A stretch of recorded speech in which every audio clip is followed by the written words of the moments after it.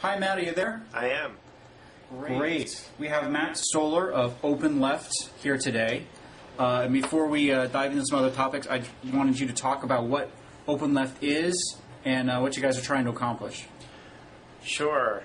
Well, thanks for having me on Blogging Heads TV.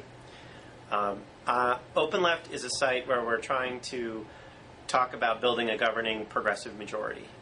And so we're trying to identify ways for the progressive coalition that's kind of been built over the last 8 years or so to have an impact on how our governing institutions function.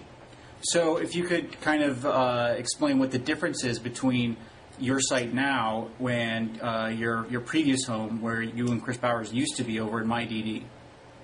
Well, we're just more explicitly ideological. So MyDD focuses on electoral politics and getting Democrats elected.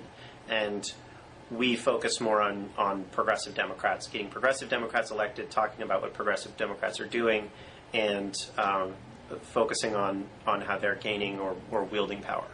It seems to me you guys also have more of like a governing focus, not just like electoral politics, but actual crafting policy. Yeah, that's just like a personal interest of mine is figuring out how the internet can, which I think is a progressive medium, can play a role in actually helping us govern and beginning to fix some of the problems that we have and transform society. There's just incredible innovation that's gone on in the last 25 years around electronics and around communications. But the way, while a lot of that actually has come into government, the way that our institutions are set up is still kind of a top-down centralized model, with sort of authority organized around kind of bottlenecks that arise from that institutional structure. And actually thinking about power and how to transform it is actually pretty difficult because our institutions aren't set up. They're not set up like blocks. They're not set up to be open communities. They're set up to be kind of highly top-down, authority-driven institutions. And so one of your first projects was this past week with Senator Dick Durbin on net neutrality, right, open access, and universal broadband. Can you run me through kind of what that was, what the strategy was, and how that ended up working out? Yeah, so we did something called Legislation 2.0, and what it was is basically bringing a range of I'll start by framing it in two ways. In order to build a progressive America, everybody needs to have access to broadband speeds of the internet. They need to be able to pull down content. They need to be able to produce content. When you have broadband, you start to use tools like blogging and video, and you start to become a content producer and actually an empowered citizen, and all sorts of organizing models are opened up to you. So it's in our interests to have everybody in the country have access to broadband technology. And they don't. Right now, if you're in a rural area or a poor area, it's actually quite possible that you don't have any broadband provider. But even if you are in a place where you do have broadband, you usually only have access to one or two providers, and usually the service isn't that good. And that's basically because of corruption and sort of a lack of infrastructure investment. So, what we want to do is, and there are hundreds of billions of dollars in this industry, so, there are strong entrenched interests that don't want us to have a universal internet where everyone has access to it, and don't want an internet where which is open and free. That's what the whole net neutrality fight was about last cycle. So what we're trying to do is put together a coalition, and I say we in the sense of progressive movement, but also Christian coalition and a whole variety of people who are basically not the telecom and cable industries. We're trying to put together a coalition that can actually help implement a universal broadband package. And so that's the kind of overall framing in the ideological framework as well. And, to put together a coalition, I think in the 21st century is going to require actually doing it online. And so what we did, partially online, what we did is we had representatives from the Communications Workers of America, which is a very important union in this fight, 700,000 members, and quite influential in Democratic policy circles. We had representatives from the Open Internet Coalition, which is a Google-backed group. We had Christopher Wolf from Hands Off the Internet, which is backed by AT&T were in the discussion, as was. And he just dropped in, right? He wasn't announced going to be there. He That's just right. ended up in the comment boards when you guys were having. I mean, and what exactly was the project? I mean, you said all these people were there. What was the nuts and bolts of actually what you guys were doing with the site? Right. Well, the goal is to pull together all sorts of people who are actually working on broadband, but also people who don't necessarily have their voice in the policy process. So activists and entrepreneurs, and people running ISPs and things like that. And the goal was to actually build a conversation, actually come out with a piece of legislation which will be dropped in the Senate. And Senator Dick Durbin of Illinois, he actually approached us about doing this. And so what's going to happen is he's going to take the feedback and Really, he's so going this wasn't a project born out of Stoller and Bowers. Is this something where somebody in Durbin's office contacted you guys? That's and right. said, That's right. So it was Senator Durbin, I think, had internally committed to doing an online bill writing project, and so I was sort of a logical choice to work with because of the work that I've done on net neutrality and the blogs. And so we brought together a widespread discussion, and I brought some people, and Senator Durbin's office obviously brought a great deal of credibility and a number of people to have this discussion. And over the course of a week, we drilled down into net neutrality and open networks, big picture vision for the internet, the public airwaves, because there's a big spectrum auction going on right now, infrastructure and how to pay to wire everyone. And it was a pretty interesting widespread discussion. So what did you get out of it at the end? I mean, you call it legislation 2.0. Was there any actual legislation written by the end of it? Any draft proposals, or was it more of just kind of like a open committee hearing on net neutrality and stuff? Well, it was a mix of sort of an. I like that open committee hearing, but it wasn't just on net neutrality. It was on. How do you wire everyone? How do you deal with the public airwaves? What about net neutrality? People brought up issues of... on different nights you would tackle different subjects. Yeah, that's right. And Senator Durbin is going to use the feedback to, think about how to get a national broadband strategy into a bill and moved through the Senate. So, he's actually going to take the feedback and will probably come out with a memo basically summarizing the feedback, and then he'll actually craft a bill. So if anything, it was just kind of more of a initial, kind of almost brainstorming focus group to see where everyone was and get people to buy in early through their involvement to hopefully down the road, get their support and be able to push this thing to the Senate. I mean, as opposed to a bunch of people sitting down online, and producing different versions of a bill. That's right. It wasn't actually writing the legislation. The legislation is going to come out of Senator Durbin's office. So it isn't. I mean, by no means is it by no means are we actually sitting down and hashing out legislative language. That could come later. This was an initial foray into getting people's feedback and to have them talk about their different. Do you think the discussion that happened will influence or did influence what legislation will eventually come out of Durbin's office? I'm sorry, say that again? Do you think that the discussion that occurred, do you think that did influence or will influence the legislation that will eventually come out of Durbin's office? Yeah, of course. I think it will. In what ways? Well, I mean, I think he was on the comment thread. He was asking about whether he should co-sponsor different bills, and he was getting feedback and anecdotes from people who were talking about municipal broadband projects. And so, in terms of helping him understand how to communicate with other members, it'll be it'll be useful. He'll have information that he can use to be more persuasive. In terms of helping him actually get a bill through the Senate, I mean, if he's going to go on to Red State tomorrow and do this, and then I'm assuming he's going to go on to different tech blogs and do this as well. And so building a coalition and helping people into the legislative process will, I think, create some political capital, which, depending on who else jumps on board, will help actually move a bill through. Move a bill through the Senate. Yeah, and I think there's actually a fair number of open questions. It's not clear how to actually create a national broadband strategy, and so actually learning about it is a big part of crafting a bill. No doubt. moving on to a somewhat sexier topic, you had a post either yesterday or this morning talking about a growing consensus on impeachment. And I wanted to get you to first make the case on the merits as to why either Bush or Gonzalez should be impeached, and then secondly, we can talk about the growing political case for it. Well, I'm not going to bother to make the case for impeachment of Bush or Gonzalez. It doesn't, I mean, going you to war, believe it or you torture there, that's enough. I mean, the impeachment's not a legal case. It's a political argument. It's an institutional fight between the executive branch and Congress. High crimes misdemeanor is not something a judge is ever going to sign off on. It's right. all about whether it's about the an political institutional will fight. exists. It's always been an institutional right. fight, and every time we have there have basically been three mega transformative periods in American history. The first was the Revolutionary War. The second was the Civil War. The third is the Great Depression, and we saw an impeachment after the Civil War.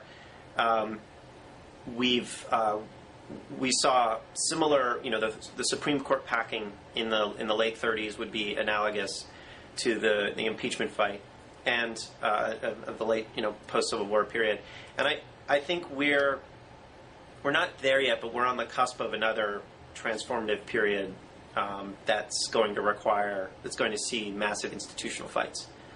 So, I don't know, you're saying that you do see an upcoming fight. You're seeing the will start to form in Congress to take on the presidency, or to take on Bush, or are you talking about a much more generally broad assertion of congressional authority somewhere time down the road? I'm a bit unclear.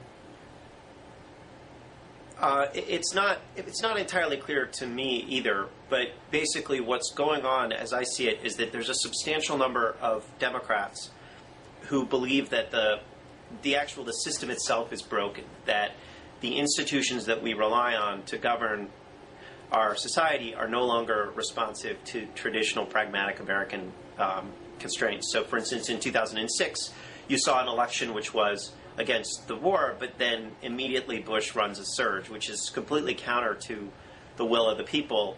I mean, maybe there could have been fights over, because it was one election and there were two pro-war elections, 2002, 2004.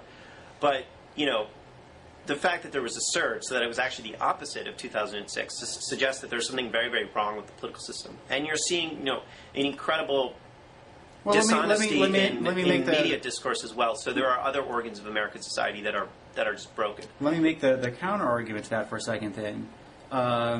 2006, you have a country that wants a new direction on Iraq. They punish the Republicans.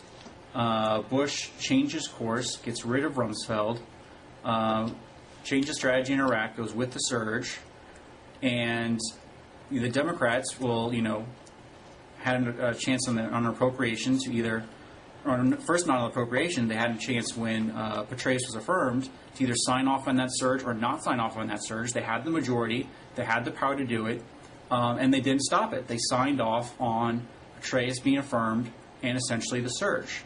So right. It was a question of a political will in the Democrats not being there to stop Petraeus. And then you had the supplemental funding bill, another opportunity after the Democrats had been elected. No, wait a second. I'm confused. Yeah. What was the opportunity to sign off on the surge? The supplemental was the only opportunity. No, there was also the confirmation of Petraeus. Nah, that's not true. He came in and told the committee members, this is my plan for Iraq, this is what I'm going to do, affirm me to this position. And that's what they did. Yeah, but that wasn't an opportunity to stop the surge. It was an opportunity to, take out the best quarterback the president had. Look, it doesn't really matter. The point is that your point is right, that that the Democrats could have refused to pass a supplemental, and the Democrats in Congress didn't. That's correct. Right. I guess my counterpoint is that things aren't as broken as you turned them out to be. There was an expression of will in 2006 that people are uneasy about the war, and the Democratic Party themselves are now saying, okay, we're uneasy about it, but how uneasy about it are we? Look, this is kind of silly. Most Americans think the country's on the wrong track. More than ever. Faith in institutions is, basically at an all-time low, except for the military and the police. Like, it's nonsense. Like what your counter arguments, they just don't make any sense.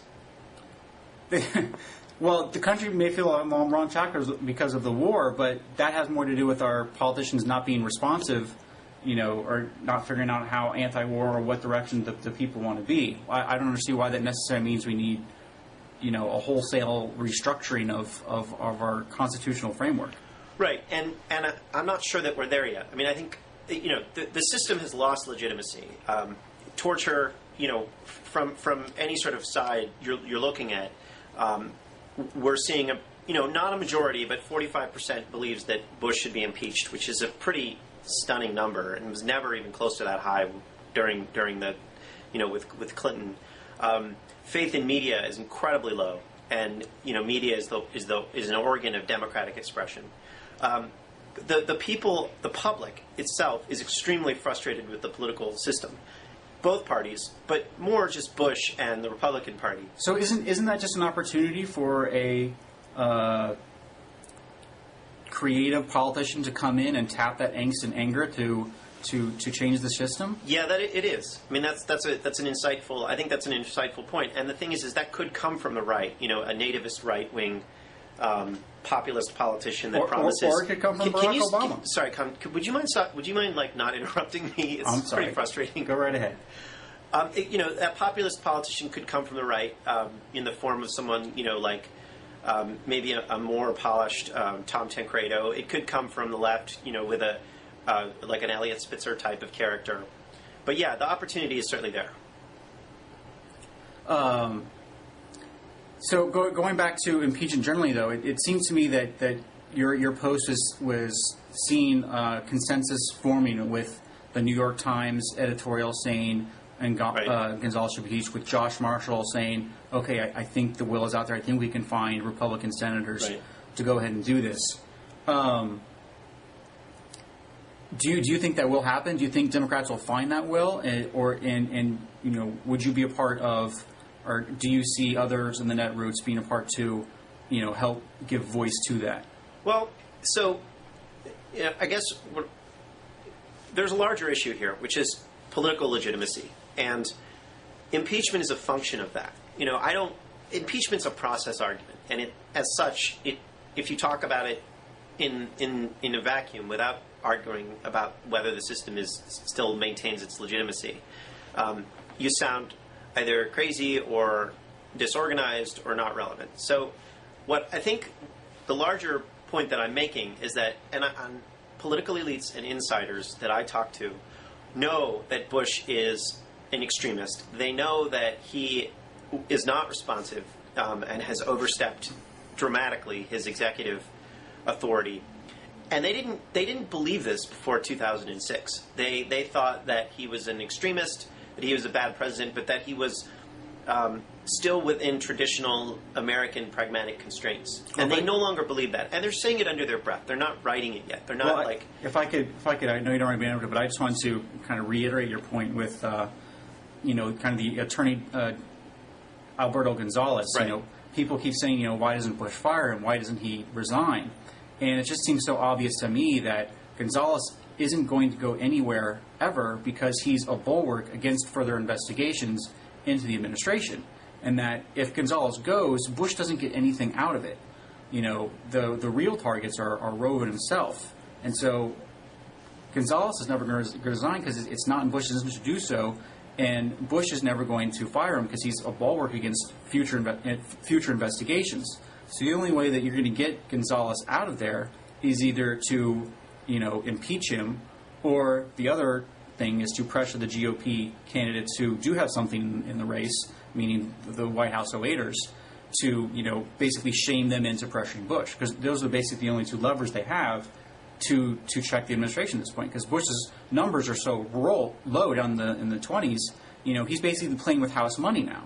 He can't drop any further, which gives him a scary sense of power in that he can do anything because, there's no real way to punish him. Yeah, I think that's right. I mean, the House money, I like that. That's essentially what, so that's Josh Marshall's theory, that Bush can't fire Gonzalez because Gonzalez is a bulwark investigation. I actually think it's a little simpler than that. I just think Bush is is just really stubborn and doesn't believe that he believes there are no limits on his power.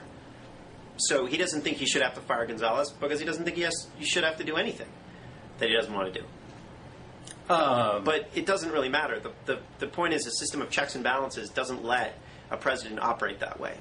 And I think what your points are accurate. And what I'm reading is that there's going to be increasing political pressure on Republicans to distance themselves from Bush.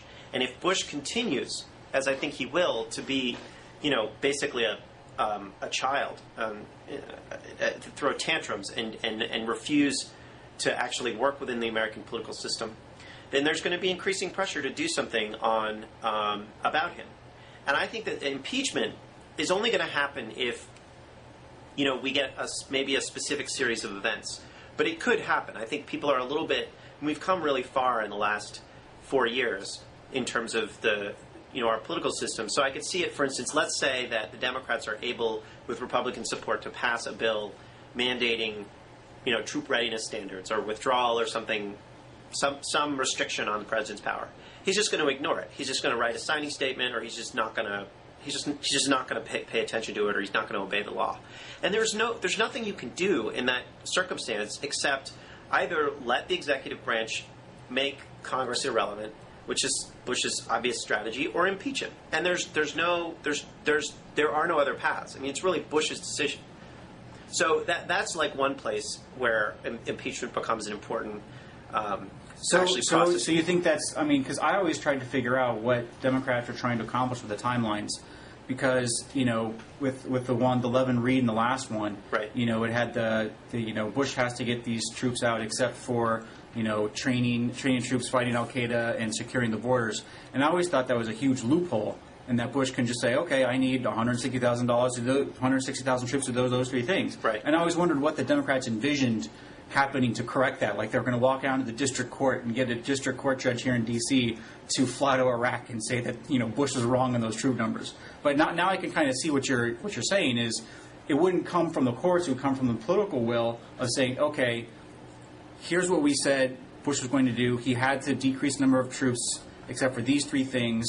And just from a pure political point, he's violating our rule and he's wrong on this, and so therefore we're going to impeach him. Right. I mean, there are other places where he could go. For instance, we could see an attack on Iran. And if there's an attack on Iran, then, oil markets go crazy, economy sinks like a stone, Bush drops into the teens, and, then an impeachment becomes possible. You could just see, the housing bubble is continuing to deflate, and the markets are going crazy. So you could see economic pressure as well. I mean, there's a lot of exogenous effects that are kind of out there. And I think though it would have to be something that more fits along the original kind of focus of why Bush is unpopular. Like, if it was just like a housing bubble boom or something else, I don't know if that would be as causally into why Bush is unpopular, where people would connect those two. But something more along the lines of what you laid out in Iraq. I mean, he's largely unpopular because of that. They're connected. So the economy. Okay, if you look at the Republican base, like, there's a reason that 25% of the country thinks that we're winning the war in Iraq and that the economy is great. Okay, they're not actually. I mean, it's weird. Okay, you've got 25% of the country that thinks that we're winning the war in Iraq. Because that's kind of nuts. Like, why do they think that? And why do they think that the economy is great when, most of the country doesn't? And the reason is pretty simple. That portion of the economy where the Republican base lives is reliant on military-industrial complex, on medical inflation, on agribusiness, extractive industries, mining, defense contractors, these kinds of things. So the more we're in Iraq, the more wars we're in, the higher resource prices go, so the better they're doing. The more armaments the U.S. buys, so the better they're doing. So it's like the libertarians that all work at defense contractors. They like our current geopolitical position because it's good for their bottom line, it's good for their economy, and so that's why they think what they think. So that's really, what's happening. And so how would a housing bubble puncture that? Well, the housing bubble is sucking the air out of the rest of the economy, and it could actually start to impact the Republican economy. But what it's doing is it's actually creating more anger within the independents and Democratic base, that portion of the economy, the 70% that doesn't live in Republican land. They're getting angrier and angrier, and they're angry not just about Iraq, but about the way that they're being disempowered in our culture and in our economy. So the housing bubble is hitting them really badly, and it could potentially start to eat into the Republican base. So the economics are really driving a lot of our political dynamics right now. And if you're just looking at the trends, it's not going to get better. It's actually going to get worse. And so you're going to see a more left-wing, angrier, more intense dissatisfaction among independents and Democrats. And you're going to see a potential, and I don't really know this because I'm not an economist and there hasn't been a lot of work done on this, but you're going to see a potential slicing into that 25 or 30% of the country on the Republican side. Because a lot of them are actually in construction, and that's getting hit. So speaking of large swaths of the American electorate that want change, let's transition to White House '08.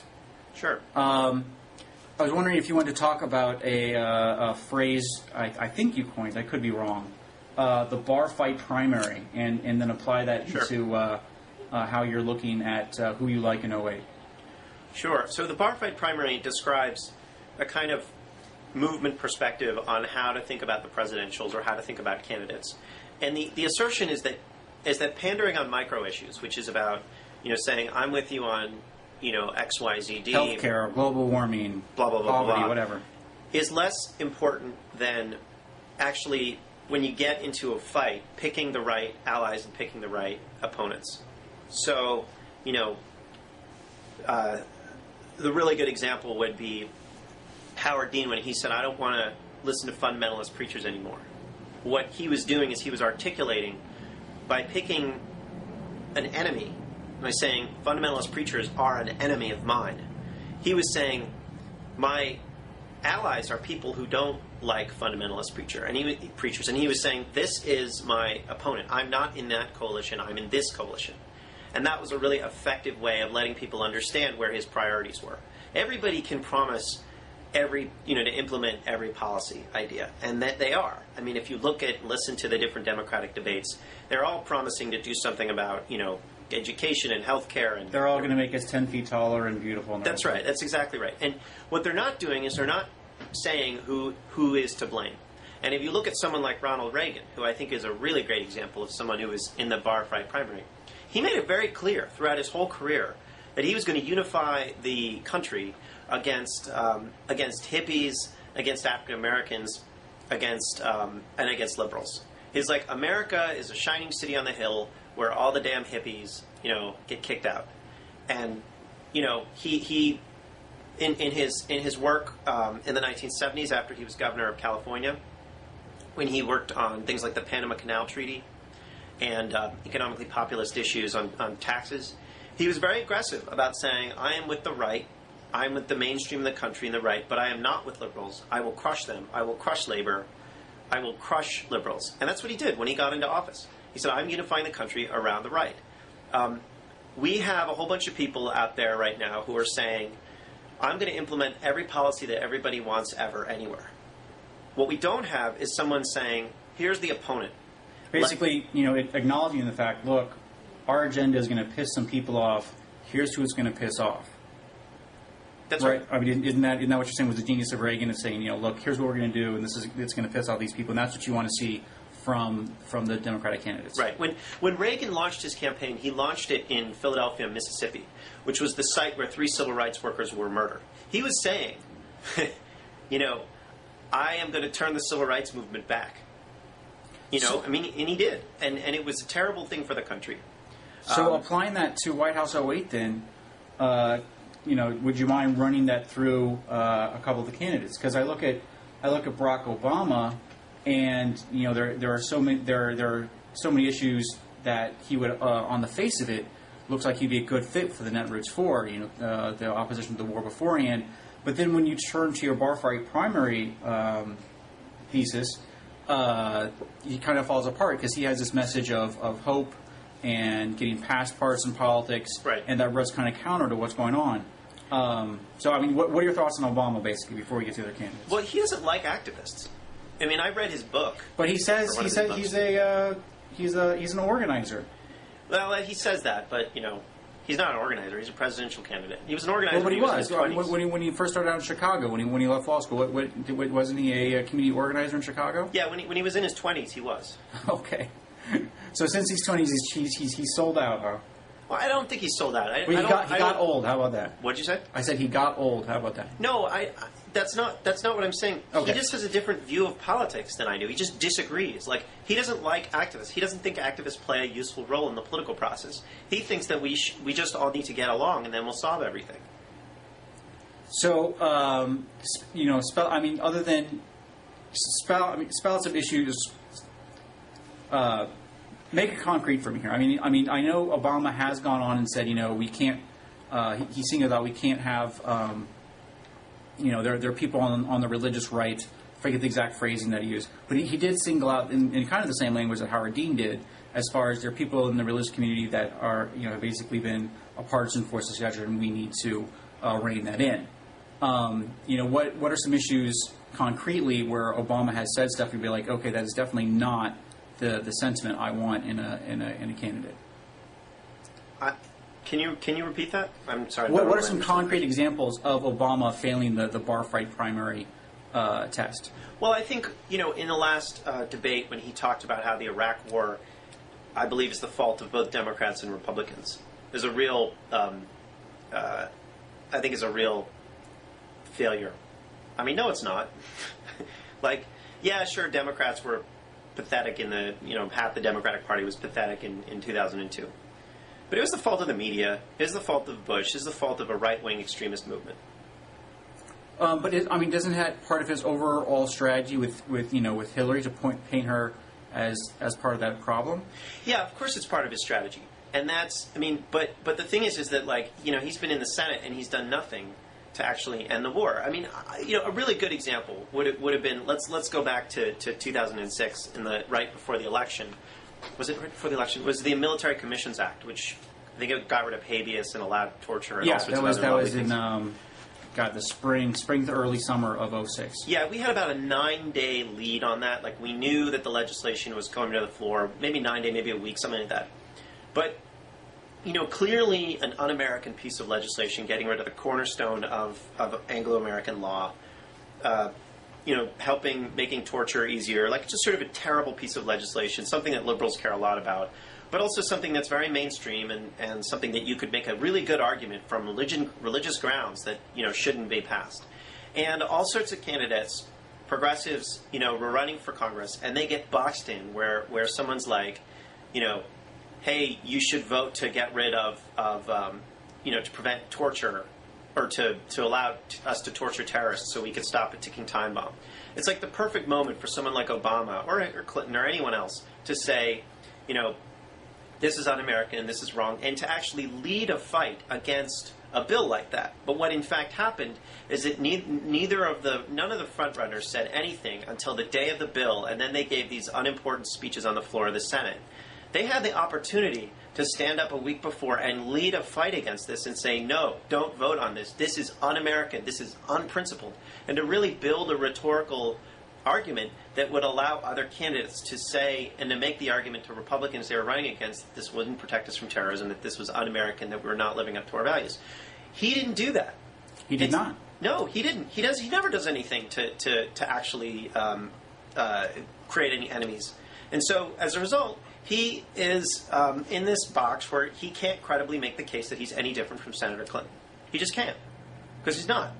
Right. I mean, that's something I see as a common sentiment among the netroots is that, Barack Obama has his, 2002 opposition to the war, but it's kind of, what have you done for me lately sentiment since then. You have Russ Feingold out there with a bill to cut funding for the war that Chris Dodd is on board with. You have, Kucinich's bill, etc. But, you're kind of making the same point John Edwards did in, I think, the third debate when they had the right after the authorization of funding, and Clinton and Obama both waited literally until like the last minute to both vote against it. They were looking at each other in the chamber to see who would go first. And Edwards then, chided them in the debate, saying, you guys didn't lead on this. You guys waited to the last possible second. Yeah, you voted no, but still, there was no sense from either of you. Right. What would happen. Right. So I guess my question is, do you think Obama's, anti-war credibility is forever shot within the community, or can he rebuild it, and if so, how? His credibility on the war is gone. He doesn't have that. I mean, I know he thinks... So I was having this debate with one of his staffers, and they were like, oh, well, you're just a D.C. insider. It's resonating outside of D.C. And it's sort of like, okay, whatever. From my vantage point, it's gone. And the reason is, there's sort of two reasons for it. One, half the Democrats were for the war, including me. And I was wrong. I screwed it up. I was terribly wrong. I mean, I wasn't strongly pro-war. I wasn't an idiot about it. But I was wrong. And, I was stupid, and it threw me for a loop. I had to do a lot of work to figure out, who I had, where I went wrong, what media sources I trusted that I shouldn't have. And it destroyed my faith in media, it destroyed my faith in the Democratic Party and in the political system. And it was a long journey to recover from that. Obama, he, instead of taking that path, which, a lot of people have taken, including people on the right and the left, took the opposite path and sort of got into office and then didn't do anything about the war. And it was just coasting on his laurels. And the fact is that Senator Clinton did what about half of Democrats thought was the right thing to do in 2002, which was to vote for the authorization. Now, she's playing games, and she's just flat out lying by saying she didn't vote for the war. But, but she was where most Democrat or half the Democrats were. It was a mainstream position. So Senator Obama doesn't have any. He doesn't have a leg to stand on. He hasn't made the argument about judgment. He's been kissing ass in the Senate for a long time.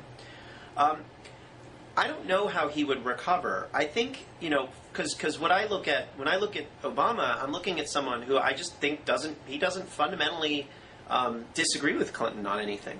And so that's my read on him. But if he were, if I'm wrong, and if he just agrees that Clinton is wrong on Iraq, he'd have to spell that out in some detail, not in a policy prescription, but through a fight. So he'd have to go onto the Senate floor, or he'd have to lead a march, or he'd have to do something dramatic and illustrative of his opposition to the organs of power that failed us. This includes, the media. It includes, Congress.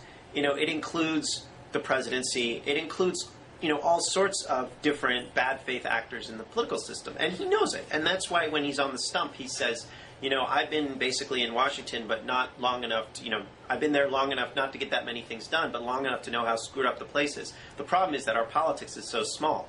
He understands that that people don't like the institutions that live inside Washington, D.C., but he can't bring himself to actually oppose any of those institutions. He's just a machine guy. He wants to be part of the establishment. That's his deal. Those are his people. How do you break from that? I don't know.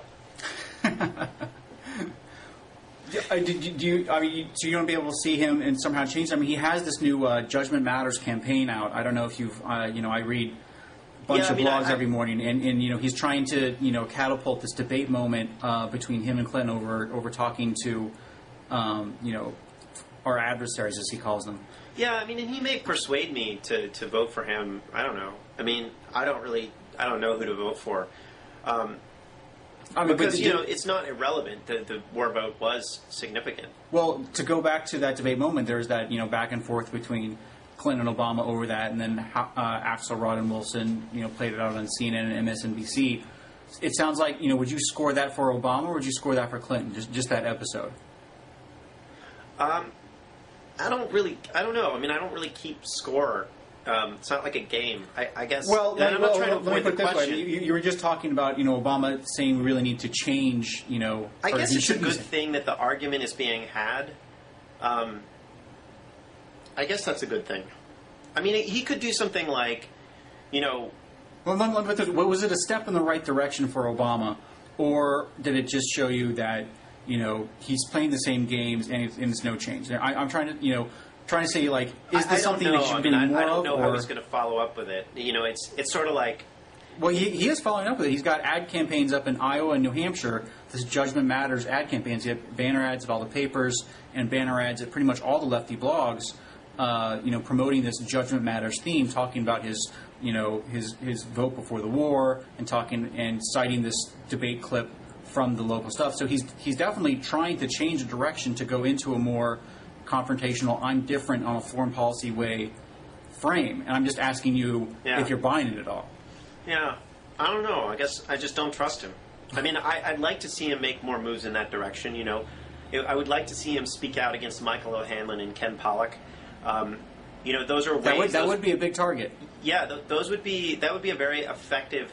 I mean, if Obama were to come out and say, "Look, it's ridiculous that people who made who made the argument that going into war was the right strategy still have positions at think tanks." And are still being sought after by that would fit into everything you talked about. That would fit into your previous bar fight primary theme, in that that's right. He's identifying people that are the problem and saying, who are these people? He would be, befriending, people on the netroots who say, who definitely hate Pollock and the rest of those.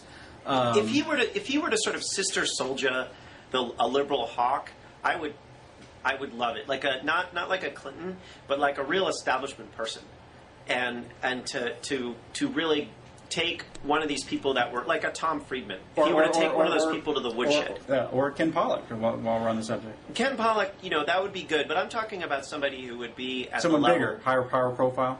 Yeah, like a Maureen Dowd or a Tom Friedman, or well, maybe not Maureen Dowd, because she's not really. I mean, she's sort of a queen bee of meanness, but she's not really related to the word. Right. But like a Tom Friedman type of character, or a David Brooks, or and I guess I need to think about it, because there are or a Lieberman. There are like a variety of. I think people. Lieberman's been sister soldiered enough. What? I think Lieberman's been sister soldiered enough. Not by Obama. I mean, a lot of the problem here is that I mean, Lieberman's just gone crazy, so it's easy to sort of put distance between yourself and someone like him. But to really identify, the people on op-ed pages who have influence in our society, who are, who are just wrong about the war, that would actually take political courage. Like if Obama, this would be kind of fun. If Obama put out a webpage which listed all of the people that won't have influence in his administration, and it was like 20 Iraq liberal hawks, that would be awesome. I would look at that and I would say, well, you know what? I really do think judgment matters, and this guy actually it fits in perfect. It could fit in perfect with his Judgment Matters campaign. That's right. It could be, these are some people whose judgment mine's better than. Yeah, and I won't listen to them, and I don't expect anybody in my campaign or my administration to listen to them. Just pick a bunch of enemies, and then that's going to attract people who are like, all of the people in the blogs and in the sort of liberal netroots are really frustrated with the way that political discourse happens, and we think that the media in general, is populated by a lot of corrupt, particularly the opinion media and pundits on TV, populated by a whole lot of corrupt people with no accountability. What do you mean by corrupt? I mean, what do you? Well, Tim Russert, for instance, is just corrupt. What does that mean? He's taking payments from what? Yeah, Dow well, okay, Chemicals? so the Pentagon, Paint the picture NBC's for me. Pentagon reporter took $30,000 from the Providence Chamber of Commerce to give a speech. This was recently, bashing John Edwards. I mean, yeah. That's I mean, corrupt. That's corruption. Out and There- out, pay to play, outright, and nothing happened. And then Tim Russert is the head of NBC's news department, and he has taken, I believe the practice is called buck-raking. But it goes beyond that. I mean, in the Scooter Libby trial, we saw, just outright. I mean, well, one of Tim Russert's underlings made a mistake. I No, don't see it's how not a that makes mistake. Tim Russert. It's not a mistake. Well, no, the NBC has a policy, don't they? Yeah, but that's they not never. allowed. Well, apparently they do, but it's not. A, it's not public. B, the NBC hasn't said he's returned the money. So he hasn't acknowledged a mistake. This is just overt. I mean, but also Tim Russert made broad claims during the Scooter Libby fiasco that he shouldn't have to testify because he would have to reveal his sources and it would create this chilling effect. and that was his. He didn't want to testify before Fitzgerald, and then it turned out this was revealed during the trial that the first call to the FBI, he told them everything that he knew. Just outright crazy dishonesty, just crazy. I mean, the guy has no credibility. I don't understand. I mean, it's just like our discourse is so broken. I mean, you look at Meet the Press, and it's typically, you've got a right-winger, and a journalist and a round table. Almost never a progressive. There's usually, you saw Don't they this have during... Katrina on a lot? Or no, I guess that's ABC. What'd you say? Don't they have Katrina Vanderhoef on a lot? But then I said, no, that's ABC's usually on This Week. Occasionally. I mean, but like you can look at any Media Matters study. Like, to me, that's just corruption. I mean, you watch the commercials on Meet the Press. It's like all defense contractors and agribusiness. Boeing, Forever New Frontiers. Like, this is bad. It's bad for the country. And, like, it's bad that Tim Russert does what he does. I mean, it's bad that GE, owns NBC. Like, this is a serious problem. Like, a very serious problem. And it needs to be corrected. These are people who are I don't know. I guess there's there's a lot of frustration against these kind of corporate elites and, against media elites and against political elites. In tapping into that, it can be a very powerful strategy. I mean, we talked about this earlier when it's like you can have a right-wing populist, you can have a left-wing populist, but fundamentally, you can't be allied with the corporate and political elites right now and be a populist. It just is extremely difficult to do. And that's, I think, why Obama isn't catching traction on this, or Clinton, because they're both, driven by like this psychological cocoon of the establishment. Well, we'll have to end there disagreeing about Tim Russert. I'm a fan, and I think he does an okay job. How do you defend his behavior during the Scooter Libby trial? Oh, I'm not going to defend him during the Scooter Libby trial. I don't think the man's perfect. He's human. Wait a second here. The guy made a lot of broad claims about the First Amendment, saying he shouldn't have to reveal his sources, and then it turns out he had already revealed them to the FBI. Explain how you can be a fan of someone with that kind of judgment and ethical, and character problem. I don't think. I think he regrets his involvement in the whole affair. I just think on the everyday, on a weekly basis, when I tune in to Meet the Press, he does a good job, putting questions to the politicians that are on there. I think he's done his job. Defend his choice, his guest choices, so that all of the right wingers who are brought on without any progressive counterparts. Defend that if you think he's good. I don't think he has a bunch of right wingers on him. Who is this weekend? It was like Brownstein, my former boss Chuck Todd.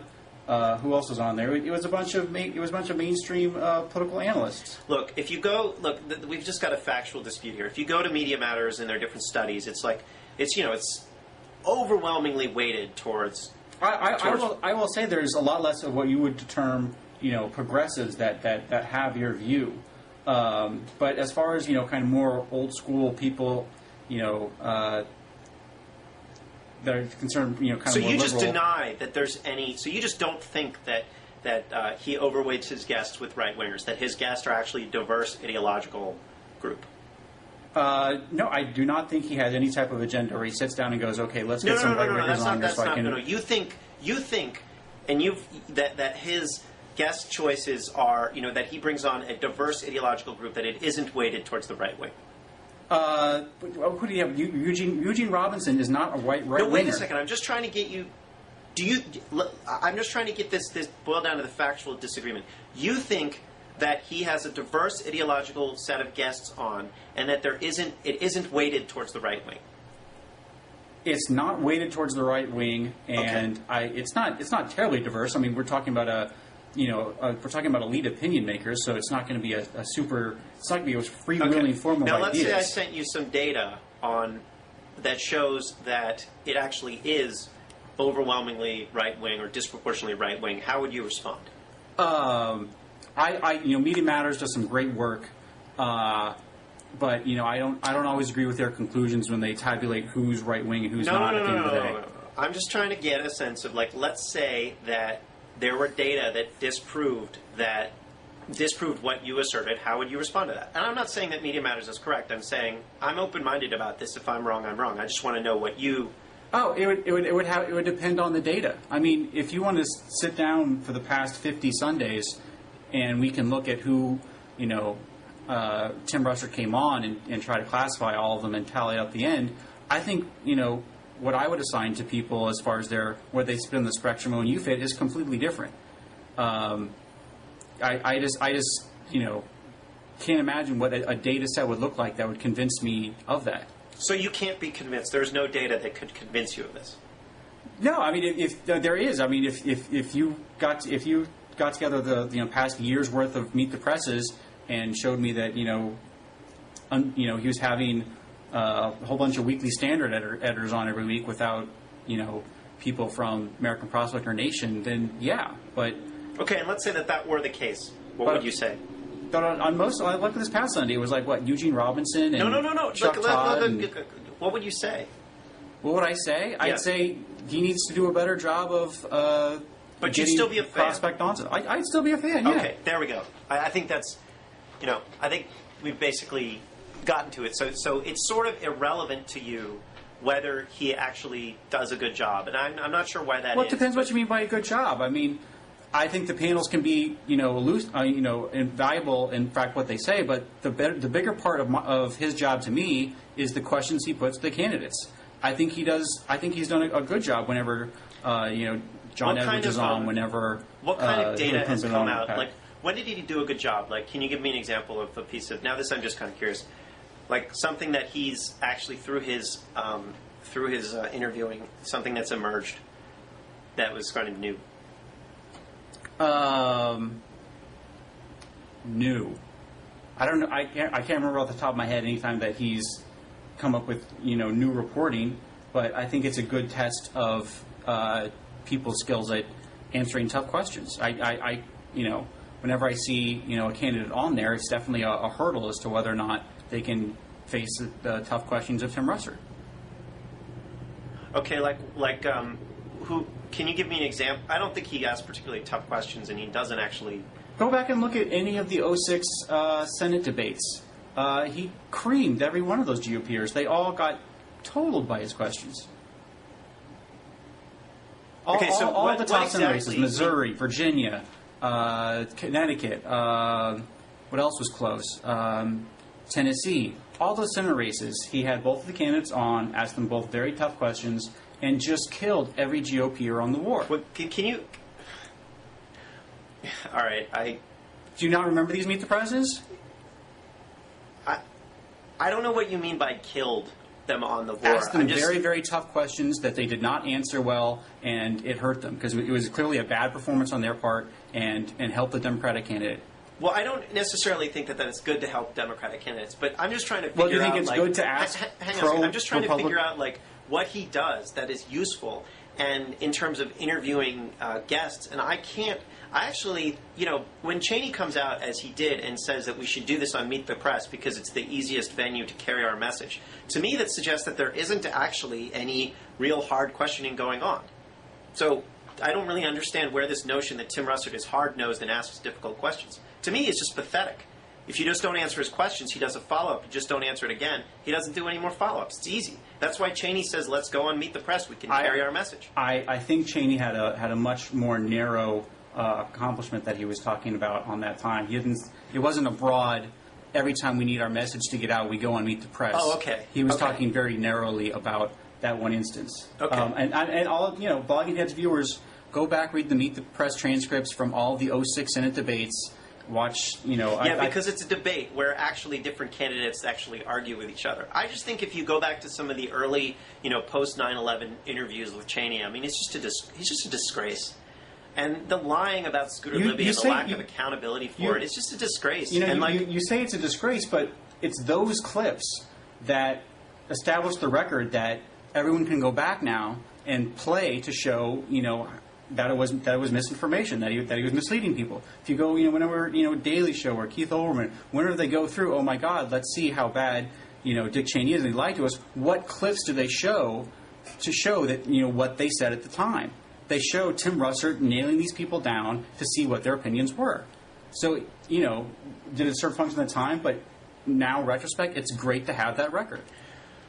Look, in 2002 and 2003, when there should have been real skepticism about the claims of Iraq, Tim Russert spent time essentially saying, really didn't spend any time actually putting these people in positions where they had to answer questions. It's easy in 2006 2007, when the war is a total disaster and everybody admits that the war is a disaster, to be skeptical. But it's the job of the press to be skeptical of power, even when it's not popular. And Tim Russert and the New York Times and the Washington Post and the Hotline and everybody else went along with the horse race, went along with the conventional wisdom, and failed to do their job. And lots of people are dead because of it, and lots more people are going to die because of it. And it's really sad that people like Tim Russert still have their place in society. It's just sad. It's tragedy. I mean, that's kind of where we are. Well, I guess we'll just have to end on that disagreement. Sounds good. Okay. Thanks a lot, Matt.